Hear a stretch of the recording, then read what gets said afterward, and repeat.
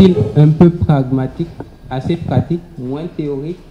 Donc, j'ai besoin, on a besoin de chaque dirigeant de savoir le nom, donc prénom, le nom de la boulangerie, d'accord? Le nom de la boulangerie, la ville dans laquelle elle se situe, les attentes. Quelles sont les attentes que vous avez par rapport à ce thème bien sûr spécifique de l'organisation comptable? Donc, attentes par rapport à l'organisation comptable. D'accord.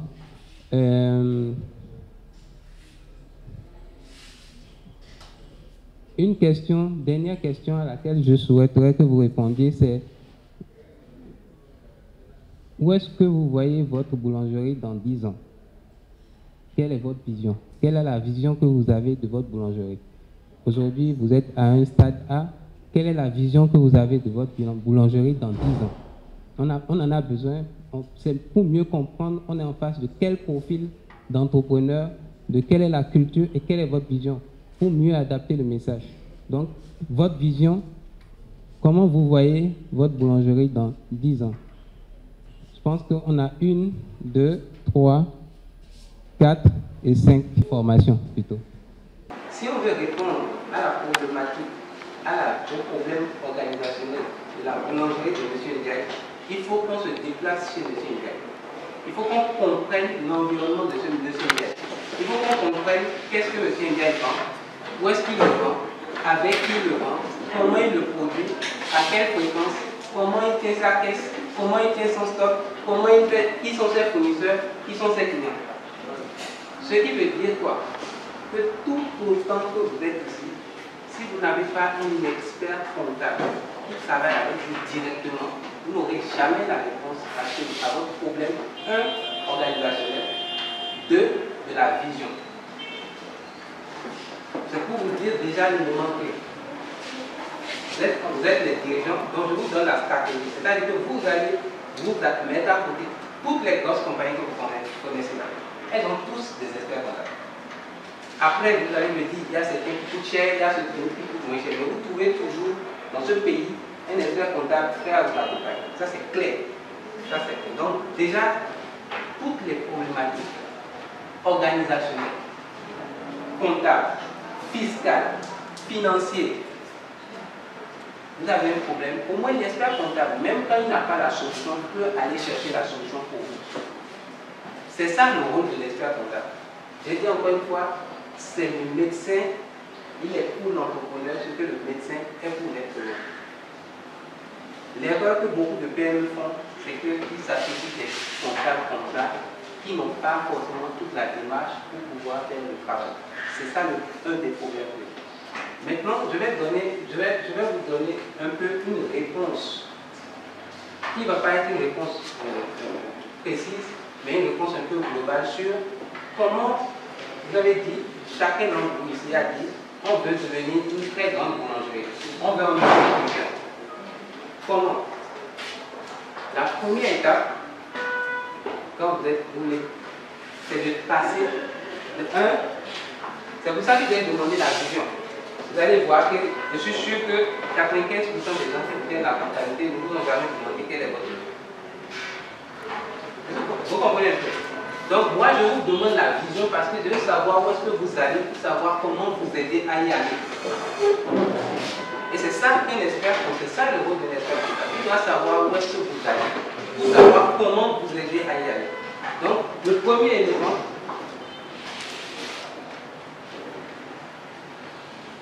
on va revenir sur le support, mais je suis obligé de créer un compartiment pour vous donner des informations stratégiques qui vont vous permettre déjà de savoir comment après vous faire conseiller pour aller de l'avant.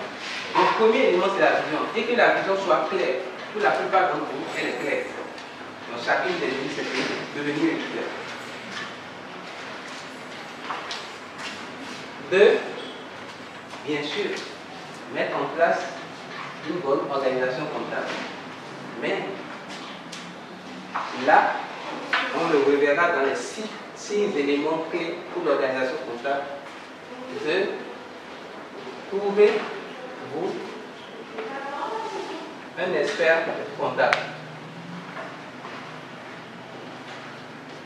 Ce n'est pas à vous de vous casser la tête pour mettre en place toute l'organisation comptable. Votre job, c'est de faire de l'argent, c'est de produire du pain, c'est de vendre. C'est ça votre job. Nous, notre job, c'est de vous mettre en place l'organisation comptable. Vous avez des gens qui produisent le pain, vous avez des gens qui vous fournissent. Donc vous, votre rôle, c'est le rôle de coordination. Si je comprends bien, voilà, très bien. Trouvez-vous un expert comptable. 2.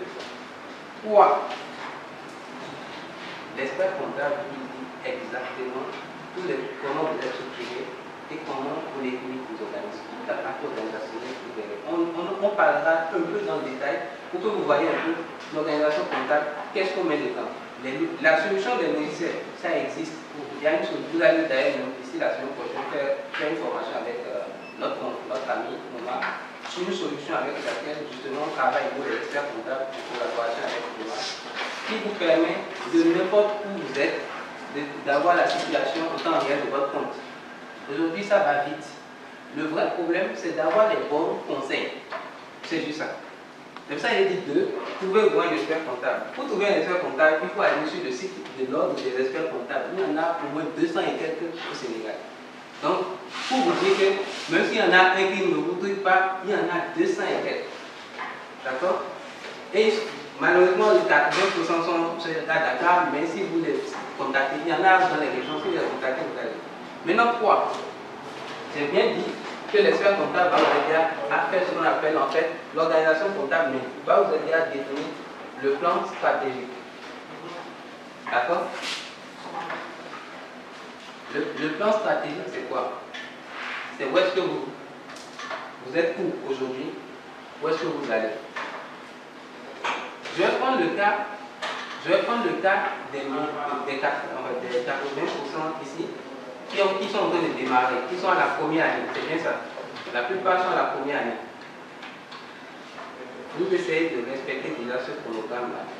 Vous mettez en place une comptabilité. Donc vous faites mettre en place votre organisation comptable, pas votre expert comptable. D'accord? Pourquoi? Parce que sans comptabilité, même si vous faites 1 milliard, personne ne saura que vous faites 1 milliard et vous ne serez crédible devant personne. C'est la première.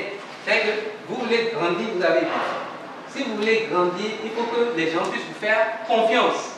Et si vous voulez que les gens vous fassent confiance, il faut effectivement mettre en place une organisation comptable.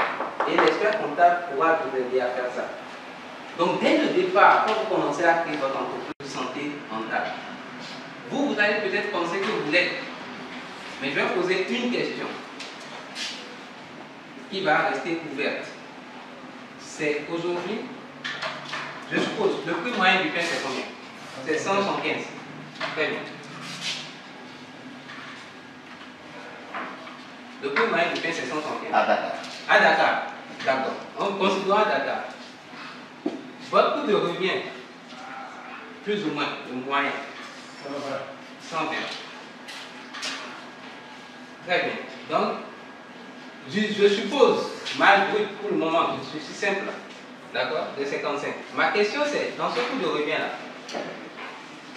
est-ce que vous avez pris en compte votre rémunération en tant que dirigeant, la rémunération du personnel et vous-même en tant que dirigeant?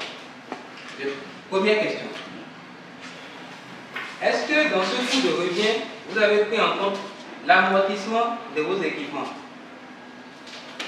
Les machines que vous utilisez pour produire le pain, est-ce que vous avez pris en compte dedans? Si je commence à vous lister des coûts que vous ne savez pas et que vous devez intégrer, vous allez voir que vous êtes en train de vendre à perte. Vous comprenez? Et c'est pour ça que je vous ai dit que, encore une fois, il faut que vous soyez diagnostiqué. Il faut qu'on prenne le compte, qu'on regarde, qu'on diagnostique, qu'on voit ce qui ne va pas. Parce que de façon orale, comme ça, on ne voit pas le défaut. Mais la solution, c'est l'expert comptable. Donc, c'est pour ça que je vous avais dit, trouvez-vous un expert à qui vous allez diagnostiquer moi déjà si je suis rentable ou pas. Ça c'est un. Et si vous ne l'êtes pas, parce que pourquoi je dis ça, alors, vous voulez grandir, mais si vous n'êtes même pas rentable, vous ne pouvez pas grandir, on est d'accord. Donc c'est pour ça que je pose d'abord la question de la rentabilité. On va aller, je vous montre la démarche. Si vous n'êtes pas rentable, donc il y a deux cas de figure, non rentable et rentable. Si vous n'êtes pas rentable, j'abandonne l'activité de boulangerie. Est-ce que je fasse des pâtisseries? Est-ce que je fasse, etc. Pourquoi je ne suis pas rentable? Est-ce que c'est mon positionnement?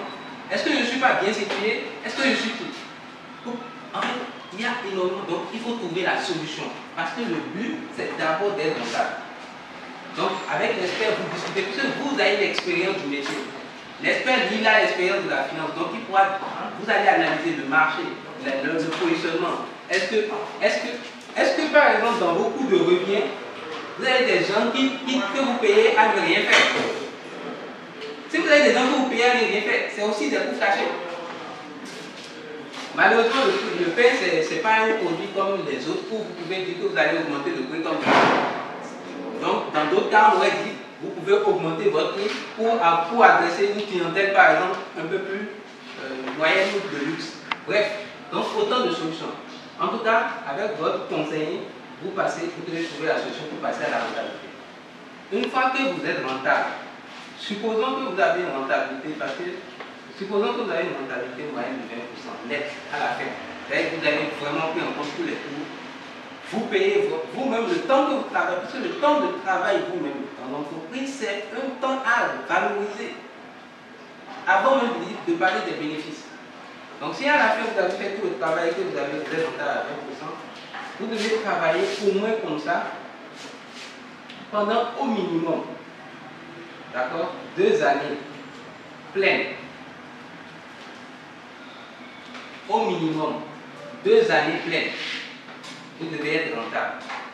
Pendant ce temps-là, votre bénéfice, vous ne le cachez pas. Vous vous arrangez pour laisser une partie sur le compte bancaire de votre société.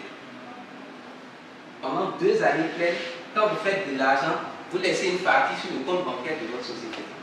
Pourquoi? Parce que... Non, pas pour l'amortissement. Parce que pour grandir, l'élément fondamental, c'est le financement. D'accord? Pour grandir, l'élément fondamental, c'est le financement. En général, quand vous commencez votre entreprise, vous commencez avec vos fonds propres. Parce que personne ne vous fait confiance pour vous donner autant d'argent.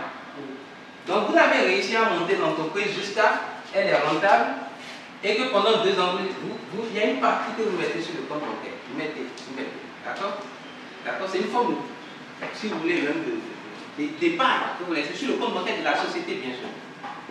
Ça permet, quand vous allez aller voir le banquier au bout d'une 3e année, bien sûr, dans l'organisation comptable, on est bien d'accord que vous avez organisé, que votre expert comptable vous a produit les résultats, que le système de formation est vérifiable, qu'on peut vérifier que vous faites, par exemple, supposons 40 millions ou 50 millions de chiffre d'affaires, tout est vérifiable. Pendant 2 ans, vous travaillez, vous prenez les habitudes dès maintenant et vous commencez, vous le faites sérieusement. D'abord pour asseoir les bases. Pour que quand vous allez voir votre banquier, la 3e année, vous lui dites, ça fait 2 ans que je travaille sérieusement. Si vous regardez sur mes comptes bancaires, chaque mois, il y a telle somme qui est là. Si vous avez maintenant un besoin de financement, par exemple, pour ouvrir une 2e, supposons, je ne sais pas, de 20 millions, de 25 ou de 50 millions, le banquier va regarder ce que vous avez fait pendant les 2 ans là, pour vous donner, même si, bien sûr, vous n'avez pas les hypothèques qu'il demande. Parce que derrière, il aura vu l'historique du sérieux. Souvent, rien que ça là, je parle rien que ça là seulement, d'abord. Il veut prendre le risque, mais rien que ça là déjà, ils n'ont pas. Parce que quand vous venez leur demander, vous dites je fais 50 millions. Ok, comment? Sur quelle base? Si vous faites 50 millions, est-ce que c'est rentable? Est-ce que vous faites les bénéfices? On ne sait pas. Donc, travailler sérieusement comme ça pour obtenir quoi? Le financement. Donc,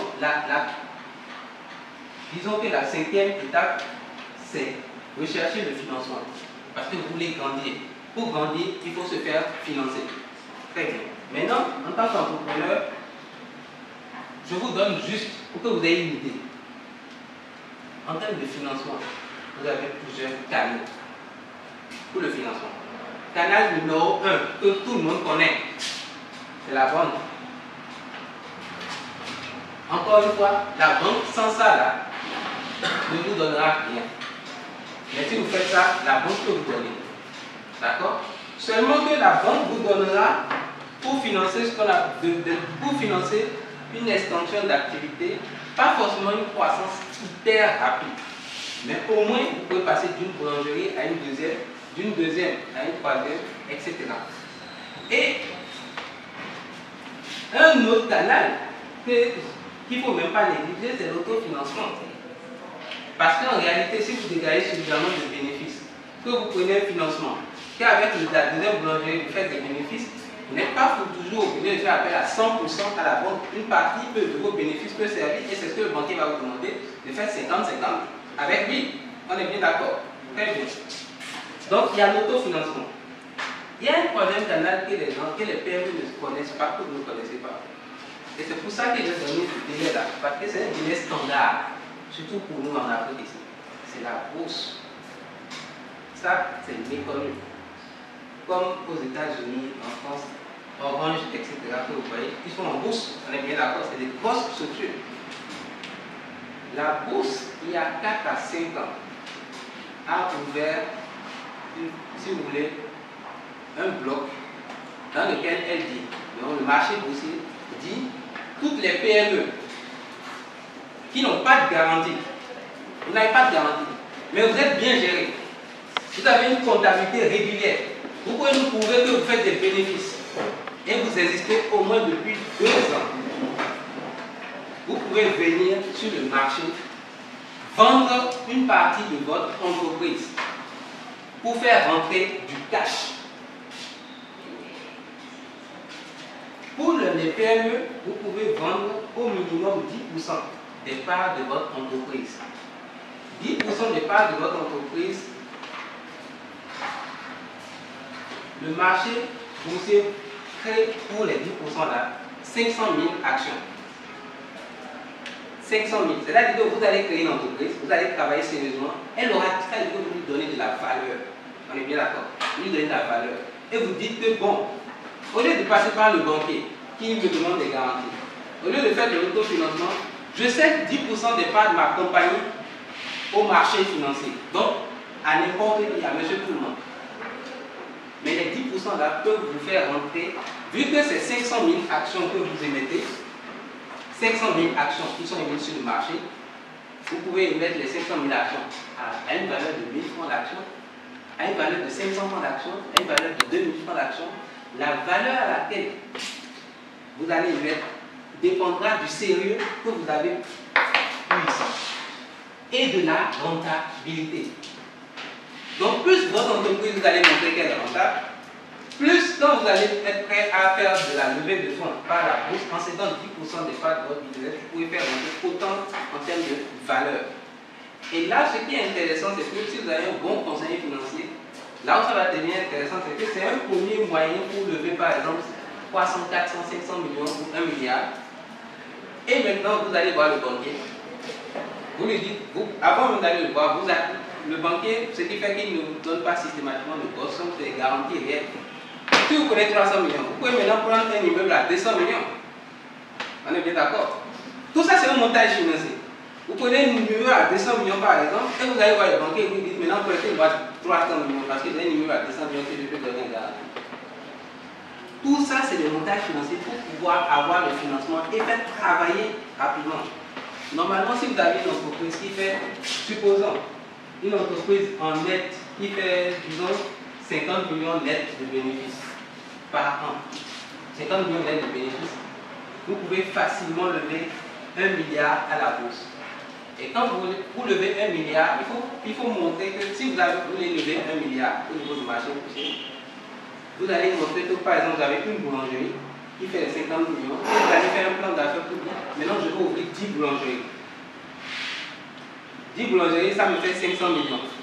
Vous voyez un peu. Et vous construisez un plan d'affaires avec votre expert comptable, bien sûr, votre conseiller financier. Parce que vous êtes technique, vous connaissez. Donc vous savez avec 1 milliard, si on vous donne 1 milliard tout de suite, vous savez comment le multiplier. Donc vous travaillez juste avec votre financier pour qu'il... C'est pour ça que je disais au début, la clé c'est... Vous n'avez pas besoin d'étudier. Vous, votre job, c'est de faire grandir votre business et de payer des gens dans chaque domaine pour qu'ils vous fassent avancer. C'est ça le point. Après, maintenant, on pourra voir maintenant comptabilité, organisation comptable. Même si on vous explique, ce n'est pas vous qui allez faire. Vous allez revoir rapidement, mais c'est nous qui allons faire. Voilà. Vous êtes dans la stratégie. La preuve, vous êtes ici. La preuve, c'est que vous êtes ici. Parce que vous voulez faire avancer votre organisation. Et vous savez que vous avez besoin de ces informations, tout ça. Il y a d'autres canaux. Pour avoir le financement. Il y a d'autres canaux. Il y a les ONG, il y a les trucs, il y a plein de canaux. Mais il faut juste que vous fassiez accompagner.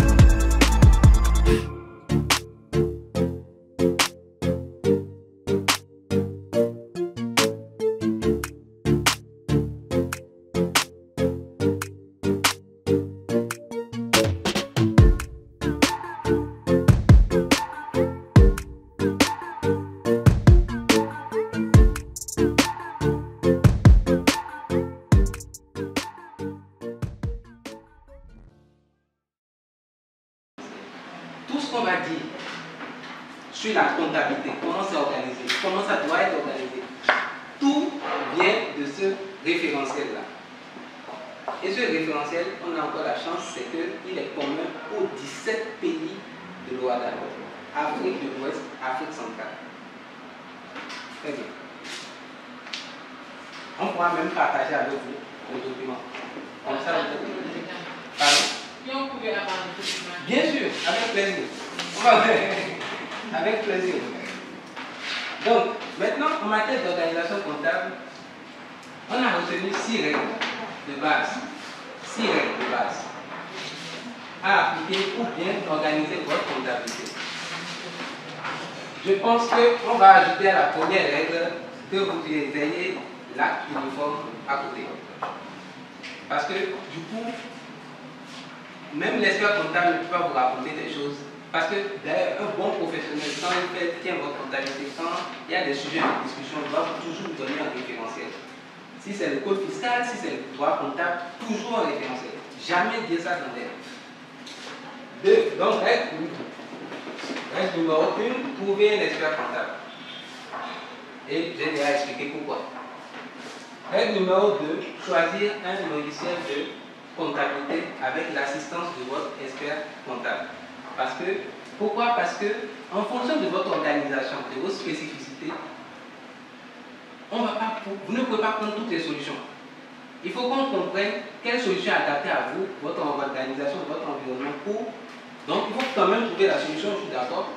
Maintenant, la bonne nouvelle, c'est qu'il y a une solution qui s'appelle Busy, que notre ami Moma va présenter d'ici la semaine prochaine, qui est une solution dans laquelle, et c'est même très adapté pour les PME, dans laquelle vous n'avez pas besoin de faire par exemple des factures manuelles. Vous avez la solution.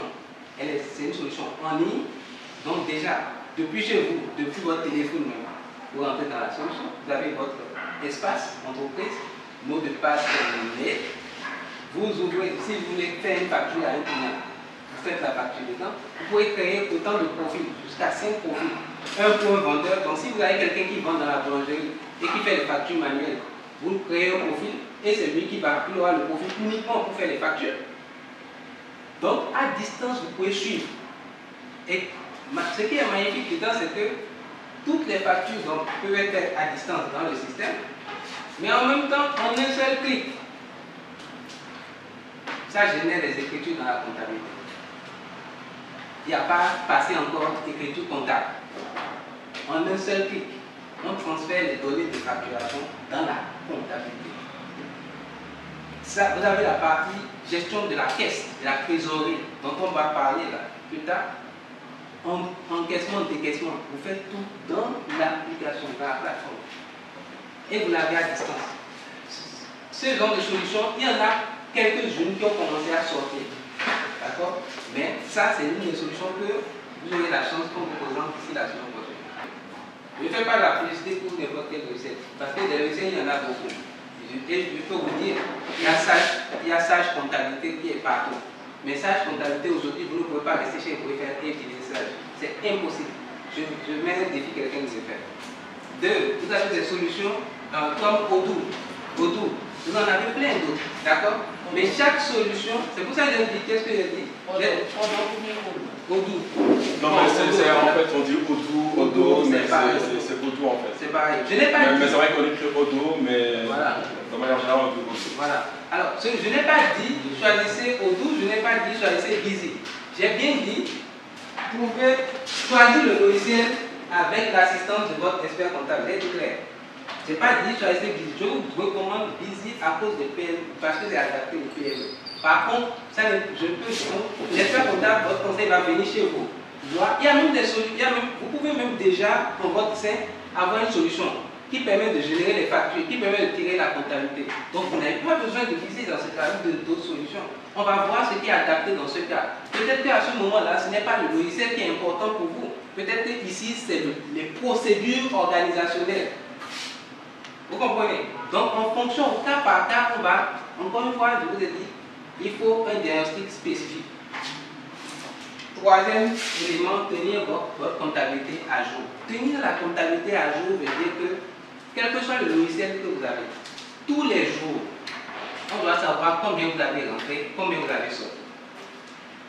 Et ça doit être capable, vous devez être capable. Si on vous réveille à 17h, combien vous avez vendu aujourd'hui, votre logiciel doit vous sortir là. Et même si vous n'aviez pas de logiciel, à minima, vous aurez au moins un registre que vous devez tenir tous les jours, sans exception.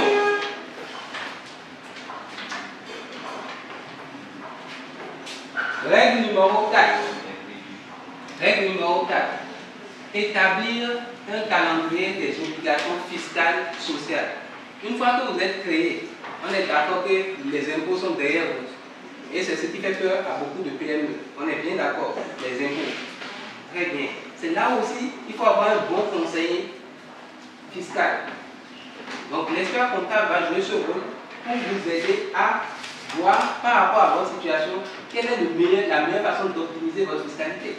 Ça c'est un. De deux, quelles sont vos obligations? Parce que pour éviter des problèmes avec les impôts, il faut savoir qu'est-ce que vous devez déclarer et quand est-ce que vous devez déclarer. Et vous devez avoir un calendrier qui est écrit quelque part. Pour que même si vous n'êtes pas là, votre agent sait que le 15 du mois, il doit déposer ça. Le 5 du mois, il doit déposer. Pour ne pas avoir de problème avec les impôts. Parce que les impôts, si vous êtes à jour de votre comptabilité, que chaque mois vous les payez, ils ne vous dérangent pas. Maintenant, ce qui est encore mieux, c'est que si vous utilisez les facilités qu'ils ont mis dans les textes pour optimiser, pour payer de façon optimale l'impôt, c'est encore plus bénéfique. Parce que l'administration fiscale aussi est là pour encourager les PME à se développer. D'accord? Règle numéro 5. Et ça, M. Ndiaye aussi, je parle à tout à l'heure. Ne pas mélanger compte bancaire professionnel et compte privé. Ça veut dire que votre entreprise doit avoir son compte bancaire. Vos dépenses personnelles, pour le moment, votre compte personnel. Si vous voulez que votre entreprise prenne en charge des dépenses, il faut l'encadrer. L'encadrer par des contrats. D'accord? Pas des. Ça rentre aussi dans les techniques d'optimisation fiscale. Mais vous ne pouvez pas venir juste dans la caisse prendre l'argent comme ça. Ce n'est pas possible. L'entreprise est une personne morale différente de vous. Tant que vous allez venir aujourd'hui prendre dans la caisse et repartir, vous avez une incidence sur ça, par exemple, c'est même déjà par rapport à votre rentabilité, vous faussez le jeu. Parce qu'on ne sait plus combien vous allez gagner, qu'est-ce que vous avez. Vous créez une charge naturelle à l'entreprise et vous handicapez l'entreprise. Alors que l'entreprise, on a dit, doit être bien gérée pour pouvoir décoller. Et c'est les deux, quand on dit que les 2 premières années sont fondamentales, parce que déjà en général, quand vous lancez votre entreprise, les 2 premières années, 80% meurent. Parce que mauvaise gestion. Pas forcément parce que le business model n'est pas bon, parce que simplement mauvaise gestion. Donc les 2 premières années sont cruciales pour stabiliser et pour avancer. Je suis convaincu que pour vous qui avez 30 ans d'expérience, vous êtes suffisamment rodé en termes de business. Donc grandir, ce n'est pas ça le plus compliqué, c'est juste structurer ce qui est le point. Pour les plus jeunes entreprises, eux, ils doivent formaliser, structurer et s'assurer de bien gérer tout le temps.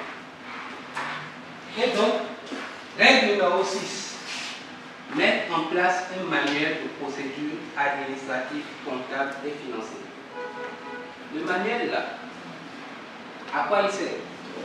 Il sert au fait que si vous avez mis Aminata à la caisse et que demain Aminata s'en va et que c'est Fatou qui remplace Aminata, vous n'ayez pas besoin de vous asseoir avec Fatou pour lui dire c'est comme ça, l'encaissement c'est ici, le décaissement c'est ça, voilà le ticket de caisse, voilà. Tout doit être écrit dans le manuel. Chaque poste, chaque tâche, comment on rentre les informations même dans une recette, tout doit être écrit. Quand est-ce qu'on fait l'inventaire du stock? Comment on réceptionne les matières premières? Tout qui réceptionne, tout doit être écrit. On ne peut pas dire, parce que si vous n'êtes pas là, votre entreprise doit tourner. Si vous ne mettez pas un système en place pour que l'entreprise tourne sans vous, vous allez rendre malade. C'est aussi simple que ça. Parce que vous allez vous retrouver à tout le temps être là, tout le temps là. Alors que, je donne un exemple. Ceux qui ont créé le groupe Orange, ceux qui ont été là, qui sont à la tête, est-ce que vous les connaissez?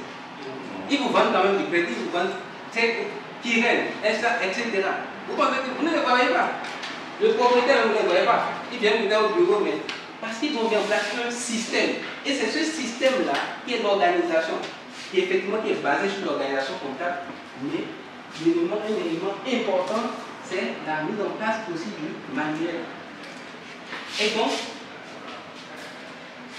ces 6 règles, c'est le fondement pour régler tous vos problèmes en matière d'organisation comptable. C'est pour ça que ici, pour moi, vous êtes des dirigeants. Je ne vais pas rentrer, on va le présenter, hein, on va rentrer un peu dans le détail. Mais débit crédit, ce n'est pas pour vous. Et tenue de caisse, ce n'est pas pour vous. C'est pour le caissier, c'est pour le comptable. Vous êtes censé mettre les bonnes personnes aux bons endroits pour que la machine tourne d'elle-même. C'est ça le rôle d'un entrepreneur. Donc je vais plus ou moins vous donner un peu comment normalement on doit faire le DRC. Et vous-même, vous allez faire pareil. La première chose, c'est de demander les documents juridiques. Vous avez créé une entreprise, donc vous avez les statuts, tout ça. Donc, en quelle année vous avez créé ça? 1900. Ouais. Pour mettre en place une bonne organisation comptable, il faut d'abord demander les documents juridiques de la société. Il faut connaître de quelle société il peut avoir part. Ok, très bien. Ensuite, vous fabriquez quoi? Quels sont vos produits? De la viennoiserie. D'accord. Viennoiserie. Viennoiserie. C'est les deux là. Ok. Pâtisserie? Hein? Pâtisserie? Viennoiserie, pâtisserie, c'est le gâteau. Ah, donc de la viennoiserie. Ok, c'est bon. Pâtisserie, c'est les gâteaux. Hein. C'est les gâteaux, oui. Ah, il a fait quoi?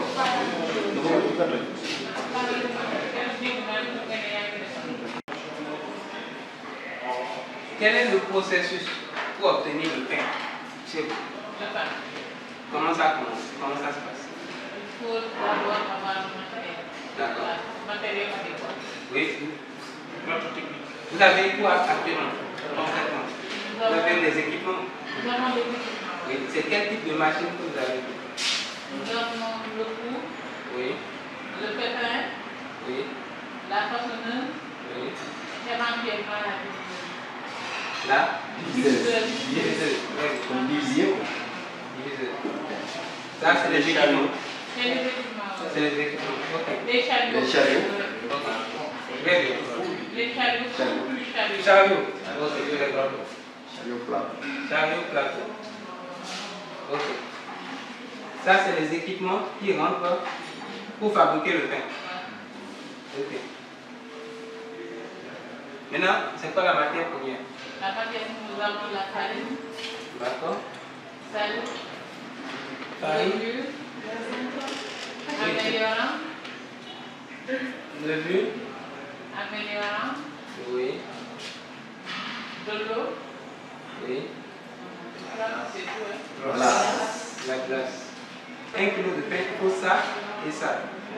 Plus, bien sûr, la main d'œuvre. Plus la main d'œuvre. On est bien d'accord.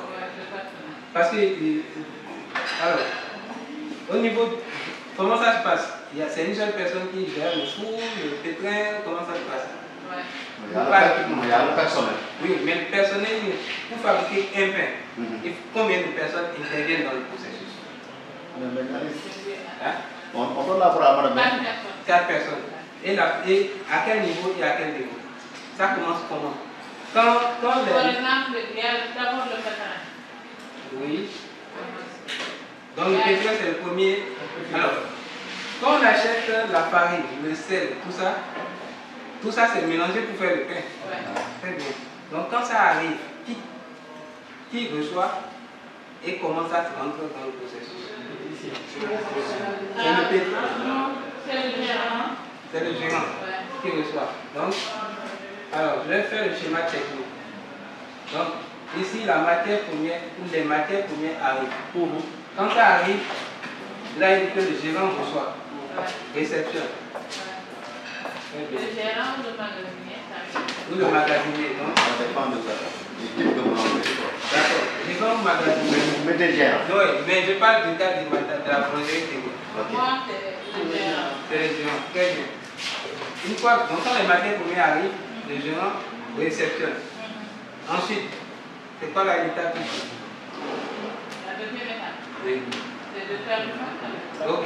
Maintenant, puisque vous faites du pain, c'est vous mettez. Il y a quelqu'un qui met dans le four. Voilà, il y a quelqu'un qui met dans le pétrin. Oui, voilà. Maintenant, ici, là, comment vous savez que est-ce que vous savez aujourd'hui pour 1 kg de pain, il faut combien de farine, combien de sel, combien de levure, combien de ci et combien d'eau? Ah, ça je ne sais pas. Ouais, parce que c'est là où je veux en venir.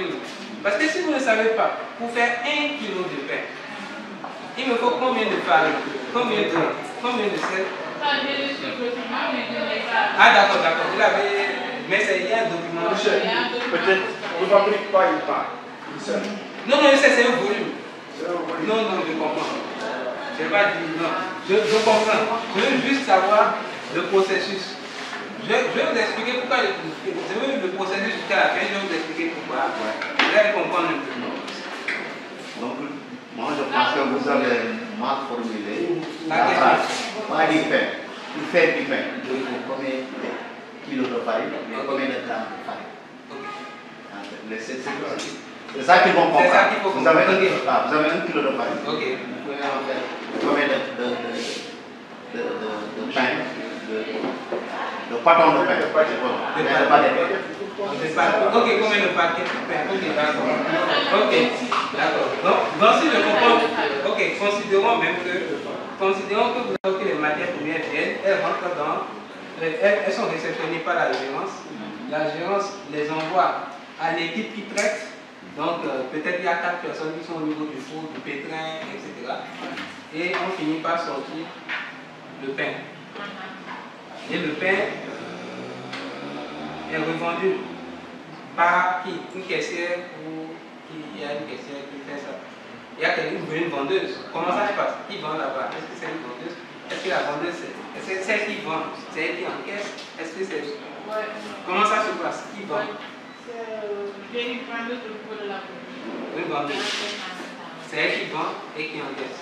D'accord. Donc, quand le pain sort, disons qu'il est stocké Le pain est stocké. Ensuite, il y a le livre qui intervient faut dispatcher le pain. Ok, donc parce que vous livrez aussi. D'accord.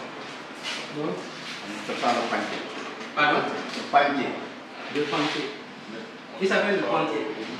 Il s'appelle le pointier. Le panier, oui. Ok, d'accord. Ok, donc, il y a deux aspects, pointier et puis vendeuse. Ouais. Les deux vendent à des clients. Ah ouais. C'est bien ça. Le panier ne vend pas. Le pointier fait la distribution. Le panier, c'est Il sert la boutique, il sert au livreur. Ah, d'accord. c'est lui qui réceptionne le produit fini. C'est comme celui qui fait le contrôle. Voilà. Et après, il fait une dispatching. Dans les boutiques. La boutique et au livreur. D'accord. Donc, en fait, et la vendeuse, à quel moment elle intervient ici? C'est qui en boutique. Oui. En fait, ok, donc il y a une partie qui est vendue en boutique et il y a une partie qui est expédiée. Donc, le processus est bouclé.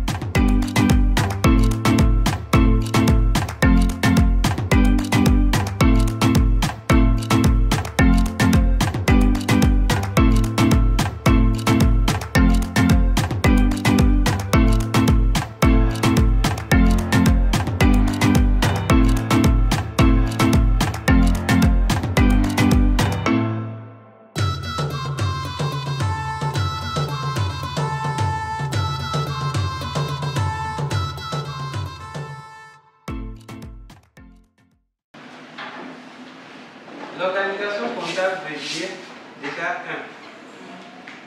d'avoir la liste en fait de toutes les personnes qui vont intervenir à l'intérieur de l'organisation, depuis la réception jusqu'à la vente au client. La liste, ça commence d'abord par l'équipe. On a dit la gérante qui réceptionne, on a dit ceux qui produisent le pain, les 4 personnes là, les boulangers. Voilà, donc vous avez au moins la liste. Ça commence par là. Je simplifie. Un autre élément, avoir la liste de vos équipements. Ça aussi c'est important. D'accord? Maintenant, ce qu'il va falloir avoir maintenant, c'est quand vous achetez les matières premières, puisque chacun des procès, ça commence ici d'abord. Quand vous achetez les matières premières, quel est le document? Comment vous matérialisez l'achat avec le fournisseur? De où le fournisseur? Il y a une facture. Il y a une facture. Il m'envoie une facture que j'ai enregistrée. Que vous enregistrez dans votre comptabilité. Donc, chaque fois qu'un achat, il est fait par espèce ou bien par carte, je ne sais pas comment ça fait. Par chèque, ça fait un achat par chèque. Donc, chaque achat, vous l'enregistrez. Comment vous l'enregistrez? Dans un document physique, dans un registre, dans quoi? Dans un document. Dans un registre. Journal de caisse. Vous avez un journal de journal de banque. Excellent. Donc, votre organisation me dit quoi? Chaque fois que vous achetez une matière première, chaque jour, chaque heure, il faut qu'à la fin de la journée, même si vous n'avez pas fait ça en même temps, normalement vous devez le faire automatiquement, avoir quelqu'un qui, à chaque fois que vous achetez, note dans le cahier, achat le montant, la date, auprès de qui? Déjà, c'est la plus simple. Et vous le faites dans un registre, à minima dans un registre, dans un document qui n'est pas une feuille volante. D'accord? Et vous précisez comment vous avez acheté, par espèce, par chèque, ou si c'est à crédit et que vous allez payer. Il faut que toutes ces informations-là soient d'abord enregistrées dans votre registre. Ça, c'est pour l'achat. Mais normalement, je vais aller un peu plus loin. Parce que quand vous êtes un peu plus structuré, d'un point de vue organisationnel, on achète quand on a besoin du stock. Donc, il faut définir quel est le niveau de stock qui vous permet d'acheter. Et donc, ça veut dire quoi? Il faut que dans la procédure, vous ayez un document ou une petite note qui dit à partir de tel niveau de matière première consommée, je déclenche automatiquement. Vous voyez un peu? Quand il va être 2 jours de consommation. Très bien. Ça, et ça, vous l'avez en tête. Mais est-ce que c'est écrit dans un document? Non. Voilà. Pas écrit. Vous voyez un peu. Parce que le problème avec ça, c'est que si vous n'êtes pas là, la personne qui fait à votre place ne saura pas sauf si vous lui expliquez.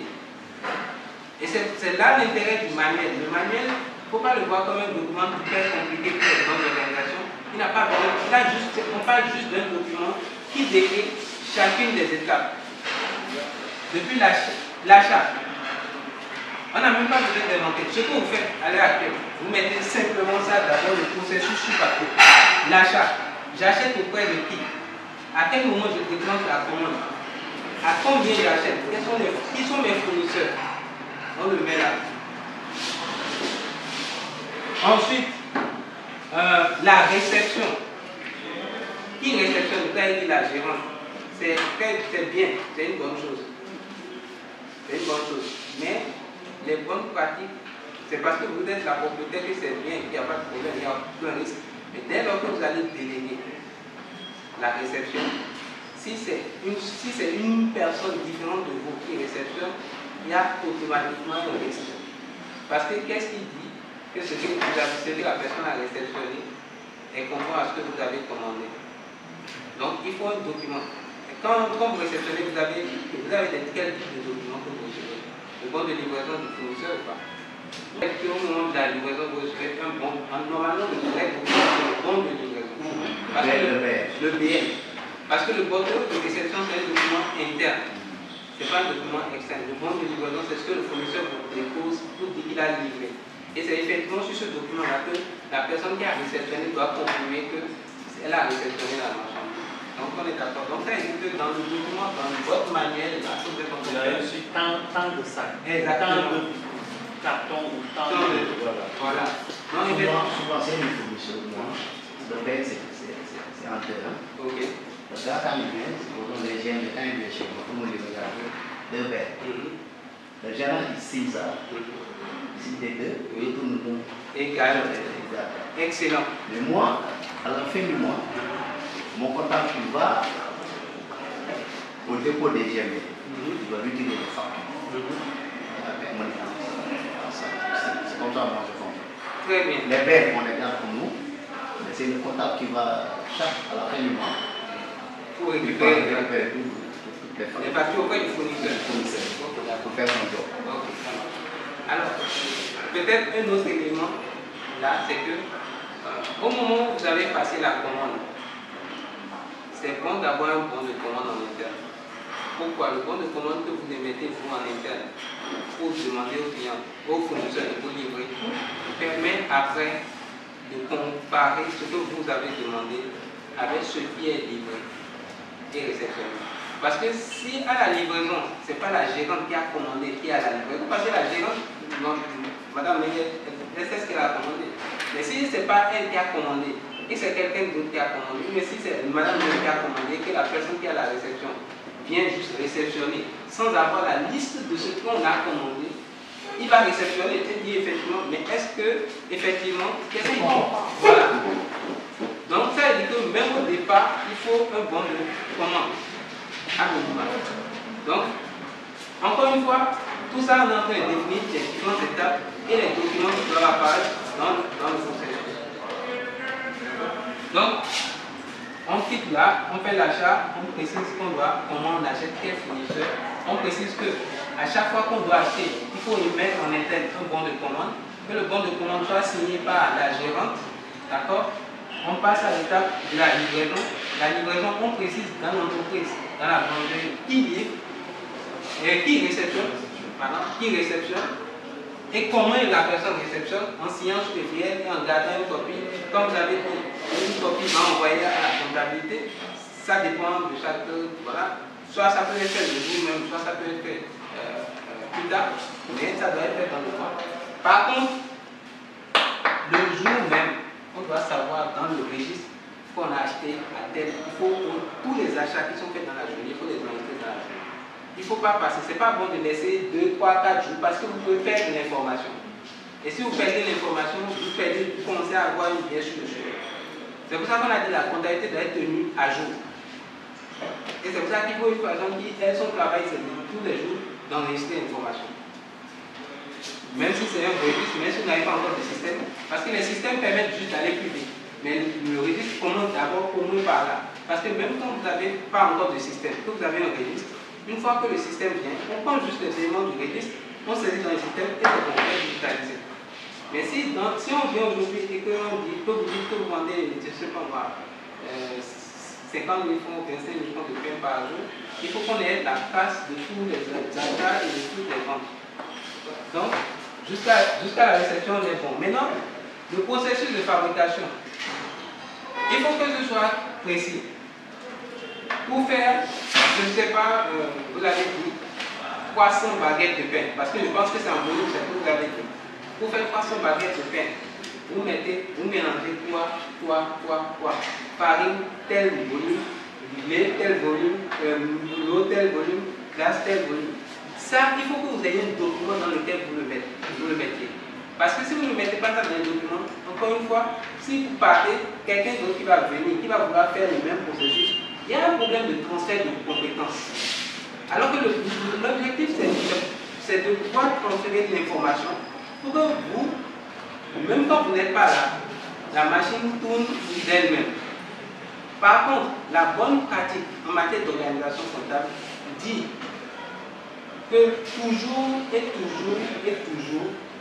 la personne qui fait et la personne qui contrôle doivent être deux personnes différentes. Si la même personne qui fait et la même personne qui contrôle, il y a un risque de fraude. Si c'est vous-même le gérant, il n'y a pas de risque, c'est votre entreprise.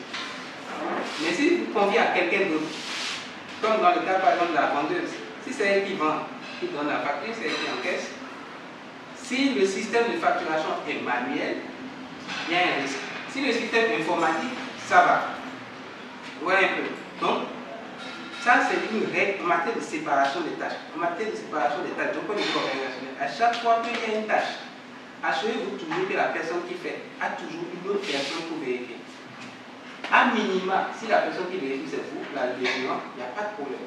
Mais il faut au moins que la personne qui fait soit différente de la personne qui vérifie. Donc, ça, et ça, vous allez le conseiller dans le document. Oui. Je vais vous poser une question. Oui, allez-y. Quelle est la différence entre compétence et expérience? Compétence, c'est le diplôme. Expérience, c'est le terrain, c'est la pratique. Chaque étape, le mettre sur papier. Qui vérifie? Il faut le mettre sur papier. Qui fait la situation de l'inventaire? Chaque semaine, chaque jour, chaque mois, il faut le dire. Il faut le faire pour chaque. Les stocks par article de stock. Une fois que vous avez géré les stocks, il faut, quand vous utilisez les sorties de stock, comment on va prendre dans le stock pour faire rentrer quelle quantité, comment c'est fait. Il faut une fiche de mouvement de stock, fiche de sortie pour la consommation. Qui fait la fiche de sortie? Vous comprenez un peu? Et ça doit être documenté. Dans le document, vous avez qui fait quoi, quand, comment, et vous avez le modèle de document. Si c'est une fiche de stock, vous avez le modèle de la fiche. Si c'est une fiche, si c'est le bon de commande, vous avez le modèle de bon de commande. Et du coup, ça permet à quelqu'un qui n'est même pas dans l'organisation de venir, de prendre et de voir comment vous travaillez. Nous sommes des novices. Non, mais je n'ai pas dit. Moi, j'ai besoin que 3 personnes pour faire tout ce que vous listez là. Et je n'ai pas besoin de faire un document pour que... Non, ça va. Ce que vous listez là, c'est d'avoir plus de 10 personnes. Alors que non. Non, attendez. Alors, c'est comment vous appelez ça? Monsieur Sam. Le manuel de procédure l'organisation comptable s'adapte toujours à la taille de l'organisation. D'accord? Si vous avez 3 personnes, on fera une organisation comptable à l'échelle de 3 personnes, tout en respectant au meilleur possible les bonnes pratiques pour que votre organisation soit correcte. D'accord? Donc, ce n'est pas un souci. On n'a pas dit d'aller recruter 7 personnes. Non. On a dit, vous voulez une bonne organisation comptable. Qu'est-ce qu'il faut? Il faut un document. Le document dont on parle pour une boulangerie qui a 3 personnes sera plus simple à faire que pour la multinationale d'Orange. C'est aussi simple que ça. Orange, le manuel de procédure d'Orange, c'est comme ça. C'est même pas tenable, c'est en ligne. Tellement c'est beau. Vous comprenez? Mais une boulangerie qui a 3 personnes, comment ça peut se faire rapidement. C'est pour ça que on vous a dit, vous appelez un expert comptable, même votre comptable, s'il comprend bien les métiers avec vous, il peut s'asseoir, décortiquer chaque processus avec vous. Ce n'est pas, on n'a pas dit de faire des choses hyper compliquées, non. On a juste dit que ce que vous faites tous les jours, que vous avez ici, vous le mettez juste sur papier, étape par étape. C'est tout. Maintenant, c'est clair qu'il y a des failles organisationnelles parce que vous n'avez pas assez d'effectifs. Ça, il n'y a pas de souci. Mais quand c'est comme ça, il faut juste voir quelle pratique, quel contrôle on fait pour réduire le risque pour vous. C'est pour ça que l'organisation comptable s'adapte toujours à la taille de l'entreprise. Vous êtes une petite entreprise, quelle que soit la taille, vous aurez une organisation. Maintenant, en fonction de vos moyens, vous allez avoir quelque chose qui est adapté et qui vous permet juste de minimiser les risques. D'accord, c'est au cas par cas. C'est fini. Les impôts arrivent, quand ils disent que vous avez déclaré tant de bénéfices, vous êtes tranquille parce que vous sortez les documents. C'est juste ça. L'organisation comptable doit permettre à n'importe quel moment, quand on vient chez vous, quand vous dites que vous avez vendu pour 20 millions, qu'on puisse voir et vérifier que c'est 20 millions. Mais si on n'est pas capable de vérifier ça, il y a problème. C'est aussi simple que ça. Donc l'organisation comptable, on veut juste les preuves de ce que vous faites. Et c'est pour ça qu'il faut que vous ayez un compte bancaire pour la société. Parce que les comptes bancaires permettent de tracer aussi les mouvements que vous avez. Parce que en réalité, c'est bonne pratique. Vous prenez, vous reversez, au moins ça vous aide. Non seulement au-delà de la traçabilité, après avec le partenaire bancaire, ça va vous faciliter la vie pour les financements. Donc à minima, c'est ce que vous devez faire au minimum pendant 2 ans. Vous allez continuer à le faire, mais après 2 ans, vous avez la capacité d'avoir du financement pour acquérir maintenant des outils plus sophistiqués et aller plus vite. Le problème de la gestion de trésorerie, c'est que ça peut faire tourner une entreprise en moins de 24 heures. En moins de 24 heures. Pour la simple bonne raison que si par exemple on suppose que vous n'êtes pas capable de payer, je suppose, la facture d'électricité, que vous avez arrêt des machines. Arrêt des machines veut dire conséquence sur la production. Conséquence sur la production, automatiquement, supposons qu'on ait un jour où peut-être c'est le magal, et on a 100 personnes qui sont venues à la boulangerie prendre du pain, et là, vous n'avez pas de pain, parce que la machine n'a pas d'électricité. Et vous voyez un peu, toutes les répercussions des... Donc, la gestion de la trésorerie, en fait, la gestion même d'une organisation, rien n'est à négliger. Tout est important. Le diable est dans le détail.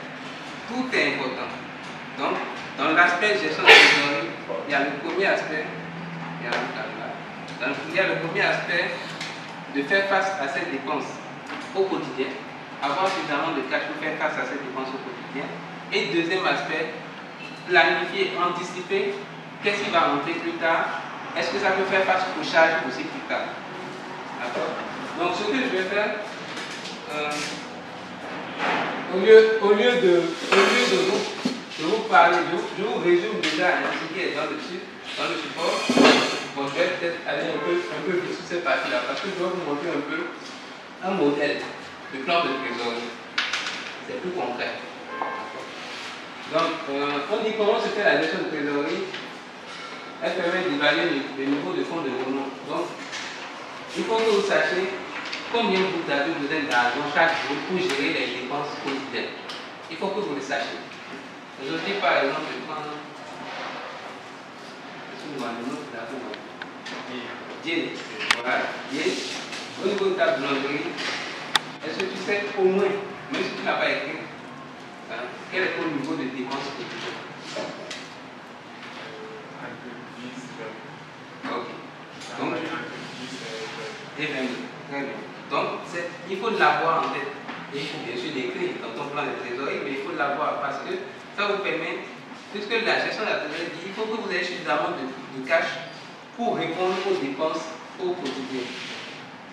Et par contre, si vous avez des imprévus, c'est là où le plan de trésorerie est important parce que un plan de trésorerie, parce que vous savez, vous avez planifié vos 12 prochains mois. Vous avez deux grandes catégories, les entrées et les sorties. Donc, recette, bon, on dirait même pas recette, on dit entrée et sortie. Parce qu'une entrée peut ne pas être forcément une recette. Ça peut être un prêt. D'accord? Ça peut être un emprunt. D'accord?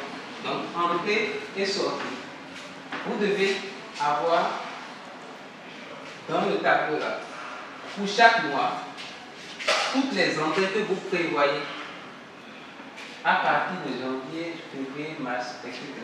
Donc vous faites au mois par mois. Janvier d'abord, quelles sont toutes les entrées qui vont venir?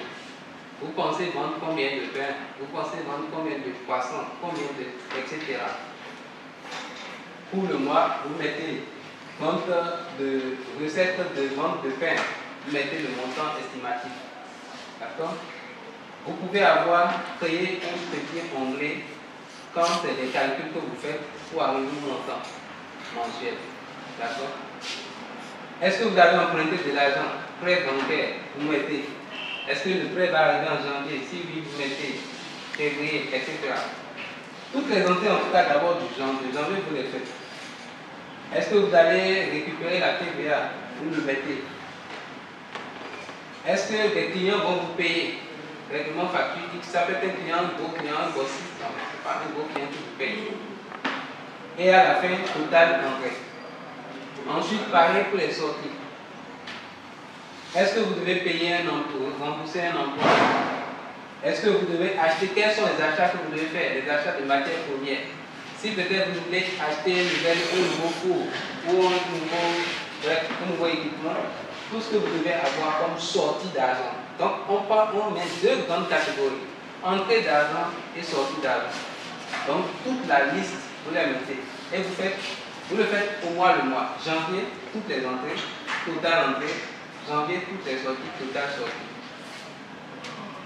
Vous faites ça, le même exercice février, mars, jusqu'à décembre. Maintenant, le plan de trésorerie, là, ça c'est votre plan. Maintenant, quand l'homme propose, Dieu impose. Donc, vous aurez des décalages. Et c'est là où le plan de trésorerie, chaque semaine, vous devez revoir si ça a bougé. Et quand ça a bougé, vous devez, si par exemple, supposons, là on va faire un peu un exercice. Supposons qu'on a des entrées en janvier de 200 000. Je vais faire comme ça, je vais essayer de simplifier au maximum.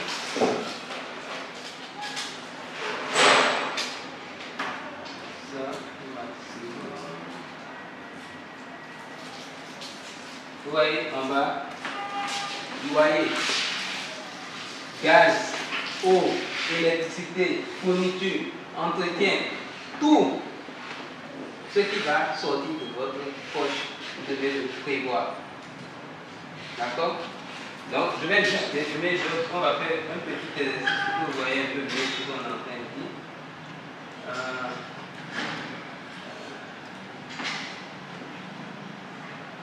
Voilà, je fais ça pour que ça tienne sur la page. Ok, donc maintenant, supposons que janvier, on a entré 200 000 et qu'on a sorti remboursement emprunt, supposons 450 000. Déjà, quand vous faites le total, attendez, sur le total ici, supposons qu'on a comme sorti achat d'hiver 450 000. Donc déjà quand vous faites votre tableau, vous remplissez les entrées, les sorties, à la fin vous voyez déjà que ça ne va pas en janvier. D'accord? Vous faites le même exercice février, supposons, parce que ce qui est intéressant dans l'exercice du plan, de trésorerie, c'est quoi? c'est que dès lors que vous voyez que à la fin de janvier, là, vous êtes négatif, automatiquement vous commencez à dire les solutions dans votre tête. Je n'ai pas suffisamment d'argent pour payer mon prêt. Et qu'est-ce que je fais? Je cherche des solutions. C'est ça la gestion de la trésorerie. Et qu'est-ce que je fais?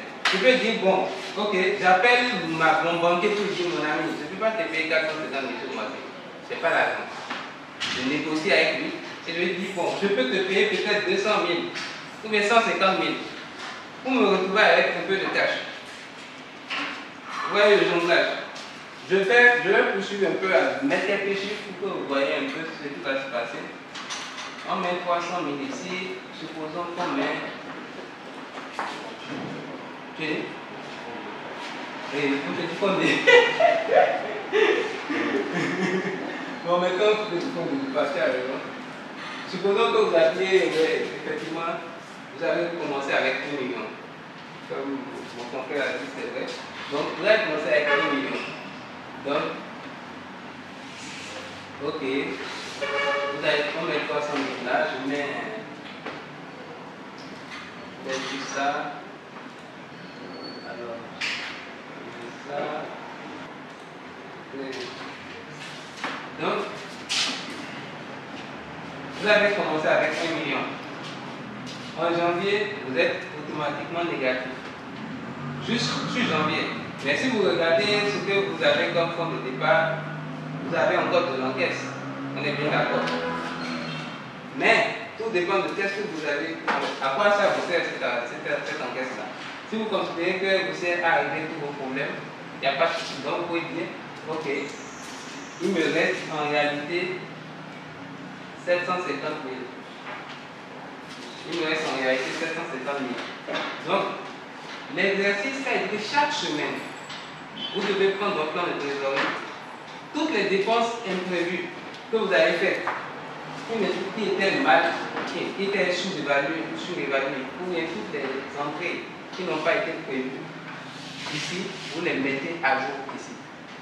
S'il y a une incidence sur votre trésorerie nette à la fin, vous devez là automatiquement prendre une décision. Donc, la décision, ça se prend au fil de l'eau. Est-ce qu'il faut que je rembourse mon prêt ce mois-ci? Est-ce qu'il faut que je le sectionne en 2 parties? Est-ce que j'ai besoin de faire... Si peut-être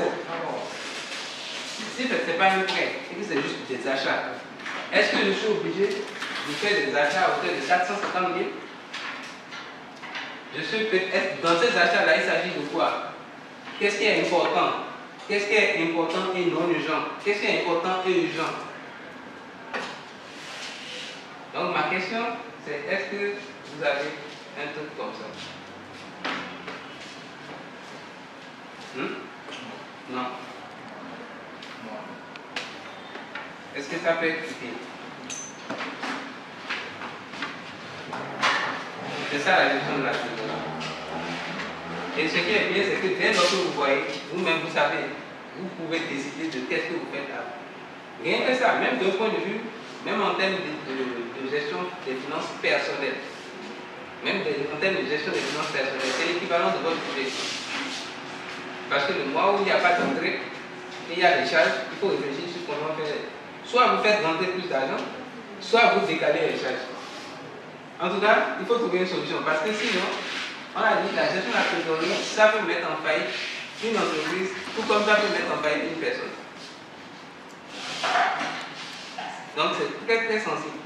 Il ne faut jamais avoir de problème de liquidité.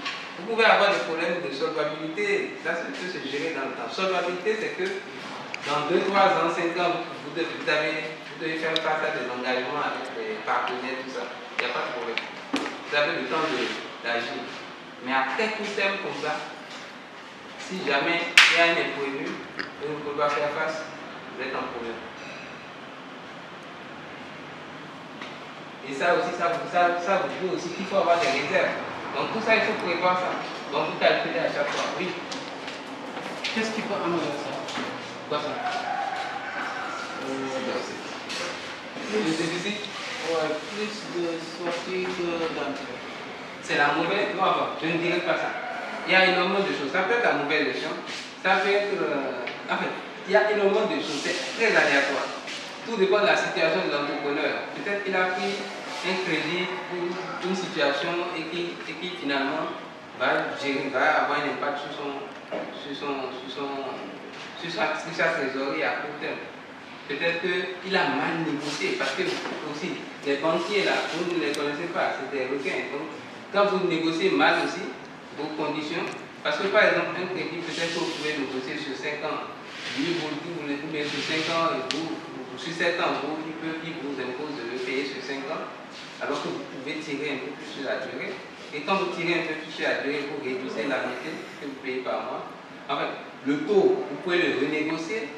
Peut-être que vous avez mal négocié, donc finalement l'unité est tellement importante que finalement ça joue sur votre trésorerie. Donc ce qui est bien avec ce tableau, c'est que ça vous montre les problèmes et ça vous avertit sur les problèmes. Vous voyez un peu? Ça vous avertit.